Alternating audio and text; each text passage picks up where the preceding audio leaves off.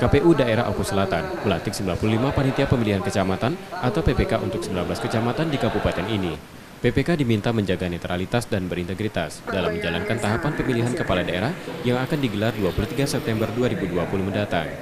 Tugas PPK sebagai penyelenggara tidak hanya profesional, independen, dan netral, namun harus memahami masalah teknis penyelenggara pilkada.